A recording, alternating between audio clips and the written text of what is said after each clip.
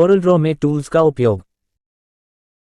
Pick tool के जरिए आप किसी ऑब्जेक्ट को सेलेक्ट कर सकते हैं, उसकी पोजीशन चेंज कर सकते हैं या फिर उस ऑब्जेक्ट को ट्रांसफॉर्म कर सकते हैं। किसी भी ऑब्जेक्ट पर क्लिक करने पर ऑब्जेक्ट के चारों तरफ नोड दिखने लगते हैं, जिसके मदद से ऑब्जेक्ट का साइज ज़रूरत के हिसाब से घटा बढ़ा सकते हैं। तथा दूसरा, क्लिक करने पर रोटेशन नोड दिखने लगता है, जिसके माध्यम से ऑब्जेक्ट को घुमा सकते हैं तथा स्क्यू कर सकते हैं। शेप टूल, पेज पर बनाए गए किसी भी प्रकार के डिज़ाइन को किसी अन्य आकृति में बनाने के लिए शेप टूल का प्रयोग करते हैं। शेप या टेक्स्ट को कन्वर्ट टू कर्व करने के बाद अपने मुताबिक माउस के राइट क्लिक करके ऐड, डिलीट तथा कर्व जैसे विकल्प का प्रयोग कर सकते हैं। नाइफ टूल, इसके द्वारा किसी भी ग्राफिक्स को किसी भी रूप में काटने के लिए प्रयोग करते हैं। इरेजर टूल, इसके माध्यम से पेज पर बने हुए ग्राफिक तथा कन्वर्ट टू कर्व किए गए टेक्स्ट को मिटाने के लिए प्रयोग करते हैं। इसके साथ ही हम इमेज को भी मिटा सकते हैं। स्मज टूल, इस टूल के माध्यम से किसी भी ग्राफिक तथा कन्वर्ट टू कर्व किए गए टेक्स्ट को फैलाने के लिए प्रयोग करते हैं। रफन टूल, इसका प्रयोग खुरदुरी तथा दांतेदार डिज़ाइन देने के लिए प्रयोग करते हैं। फ्री ट्रांसफॉर्म टूल, किसी भी शेप को किसी अन्य एंगल में ट्रांसफॉर्म करने के लिए प्रयोग करते हैं। वर्चुअल सेगमेंट डिलीट, इसके माध्यम से किसी भी ग्राफिक को सिलेक्शन के दौरान पेज पर से हटाने के लिए प्रयोग करते हैं। इसके अलावा आप आउटलाइन पर क्लिक करके भी हटा सकते हैं। जूम टूल, इसका प्रयोग पेज को बड़ा करके देखने के लिए प्रयोग करते हैं। इस टूल को लेने के बाद पेज पर जिस हिस्से पर ड्रॉ किया जाएगा वह भाग जूम बड़ा हो जाएगा। इसे आप क्लिक करके भी जूम इन और जूम आउट कर सकते हैं। माउस के लेफ्ट बटन को क्लिक करेंगे तो जूम, यदि राइट बटन क्लिक करेंगे तो जूम आउट होगा। हैंड टूल, इसका प्रयोग पेज को मूव स्थानांतरित करने के साथ साथ जूम इन और जूम आउट करने के लिए प्रयोग करते हैं। जूम इन बड़ा करने के लिए माउस के लेफ्ट बटन को डबल क्लिक किया जाता है तथा जूम आउट छोटा करने के लिए राइट बटन को डबल क्लिक किया जाता है। फ्री हैंड टूल, इस टूल के माध्यम से आप किसी भी प्रकार की लाइन डिज़ाइन को किसी भी एंगल में खींच सकते हैं। बेजियर टूल, इस टूल से किसी प्रकार की लाइन को विभिन्न तरह डिज़ाइन जैसे जलता हुआ दीपक, वृक्षों के पत्ते तथा अन्य शेप तैयार कर सकते हैं। आर्टिस्टिक मीडिया टूल, इस टूल के द्वारा कोरल ड्रॉ में बाय डिफ़ॉल्ट आकृति तथा डिज़ाइन को लाने के लिए प्रयोग करते हैं। इसमें विभिन्न प्रकार के ब्रश जैसे प्रीसेट, स्प्रेयर, कैलीग्राफी एवं अन्य ग्राफिक आदि जैसे प्रयोग कर सकते हैं। पेन टूल, इस टूल के द्वारा किसी भी प्रकार की डिज़ाइन को किसी भी एंगल में तैयार कर सकते हैं और अपने माउस से किसी भी तरह का शेप बना सकते हैं। पॉलीलाइन टूल, पॉलीलाइन टूल का उपयोग भी पेन टूल की तरह ही किया जाता है और साथ ही आप फ्री हैंड टूल की तरह भी इसका प्रयोग कर सकते हैं। इन दोनों का काम एक ही टूल में दिया गया है। पॉइंट कर्व टूल, इसके मदद से हम कर्व लाइन ड्रॉ कर सकते हैं। इसके लिए हम पहले सीधी लाइन ड्रॉ करते हैं, उसके बाद लाइन के बीच से थोड़ा ऊपर या नीचे क्लिक कर देते हैं, जिससे हमारा लाइन कर्व हो जाता है। इंटरैक्टिव कनेक्टर टूल, इस टूल के माध्यम से पेज पर बनाए गए दो ऑब्जेक्टों को आपस में जोड़ने के लिए प्रयोग करते हैं। डायमेंशन टूल, पेज पर बनाए गए किसी भी ग्राफिक को मापने के लिए इसका प्रयोग करते हैं। इसमें हम किसी भी एंगल के ऑब्जेक्ट को माप सकते हैं। स्मार्ट ड्राइंग टूल, इसके द्वारा आप किसी भी प्रकार के लाइन को स्मूथ लाइन तथा स्ट्रेट लाइन ड्रॉ करके तैयार कर सकते हैं।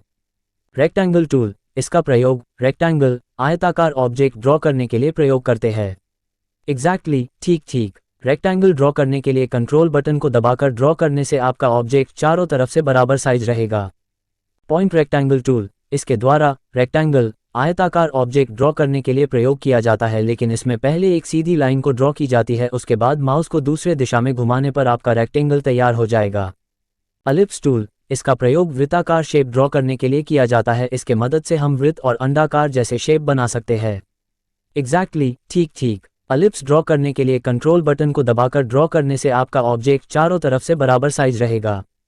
पॉइंट एलिप्स टूल, इसके मदद से हम वृत्त और अंडाकार जैसे शेप बना सकते, लेकिन इसमें पहले एक सीधी लाइन को ड्रॉ की जाती है, उसके बाद माउस को दूसरे दिशा में घुमाने पर आपका एलिप्स तैयार हो जाएगा। ग्राफ पेपर, पेज पर एक या एक से अधिक टेबल को लाने के लिए ग्राफ पेपर का प्रयोग करते हैं। पॉलीगॉन टूल, इसके द्वारा विभिन्न प्रकार के भुजा वाले पॉलीगॉन को बना सकते हैं। यदि भुजा को कम या अधिक करने के लिए जरूरत पड़े तो प्रॉपर्टी बार में स्थित नंबर ऑफ पॉइंट पॉलीगॉन को सेट कर सकते हैं। स्पाइरल टूल, इसके द्वारा घुमावदार लाइन को ड्रॉ करने के लिए प्रयोग करते हैं। बेसिक शेप की मदद से रेक्टेंगुलर, ट्रायंगल तथा अन्य सभी शेप ड्रॉ करने के लिए प्रयोग करते हैं। शेप स्टाइल को बदलने के लिए प्रॉपर्टीज बार में परफेक्ट शेप ऑप्शन में जाकर शेप को बदलकर ड्रॉ कर सकते हैं।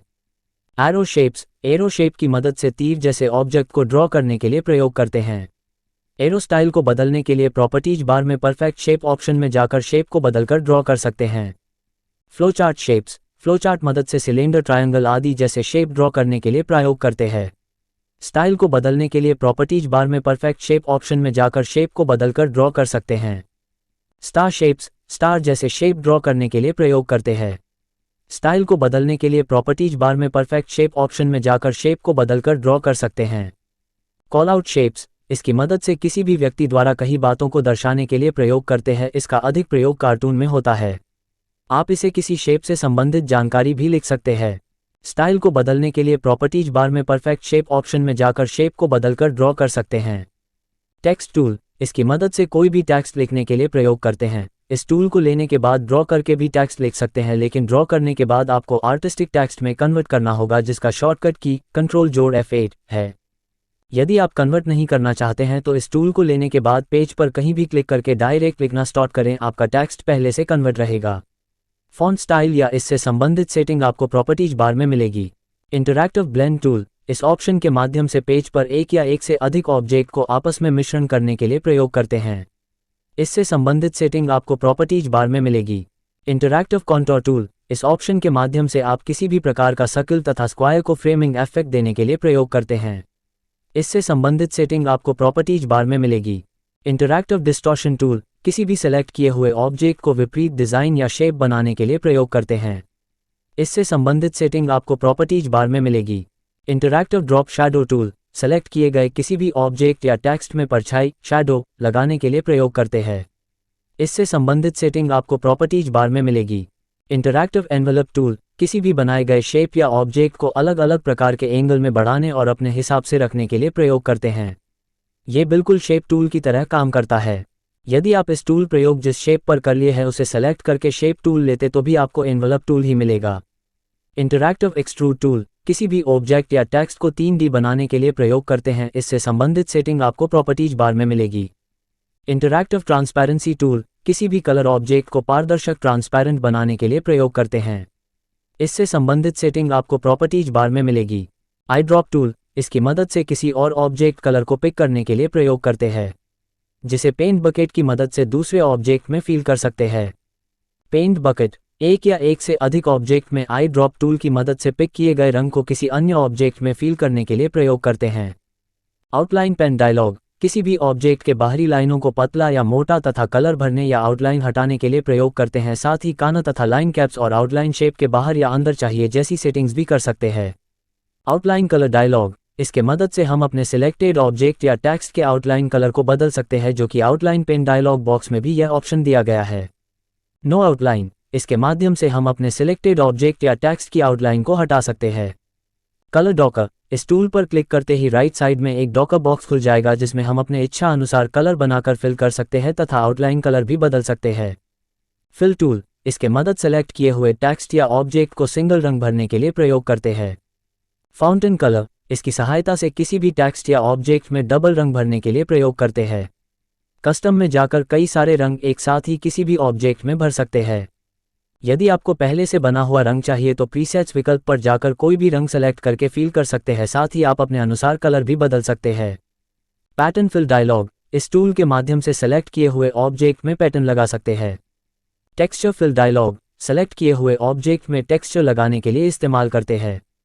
पोस्टस्क्रिप्ट फिल डायलॉग, इस टूल से सेलेक्ट किए हुए ऑब्जेक्ट में पोस्टस्क्रिप्ट लगा सकते हैं। नो फिल बटन, इसके मदद से हम ऑब्जेक्ट में फिल किए गए कलर को रिमूव करते हैं। इंटरैक्टिव फिल टूल, इस टूल के द्वारा किसी भी ऑब्जेक्ट में कई प्रकार के कलर को फिल कर सकते हैं, जिसमें फाउंटेन कलर, टेक्सचर, यूनिफॉर्म आदि। जैसे आपको फिल टूल ओपन करने पर मिलता है वैसे ही इसमें आपको प्रॉपर्टीज बार में फिल टाइप में मिलेगा। इंटरैक्टिव मैश फिल टूल, इसका प्रयोग भी रंग भरने के लिए करते हैं, लेकिन इसमें ग्रिड की मदद से रंग भरा जाता है। ग्रिड को घटाने बढ़ाने के लिए प्रॉपर्टीज बार में ग्रिड साइज को कस्टमाइज करेंगे।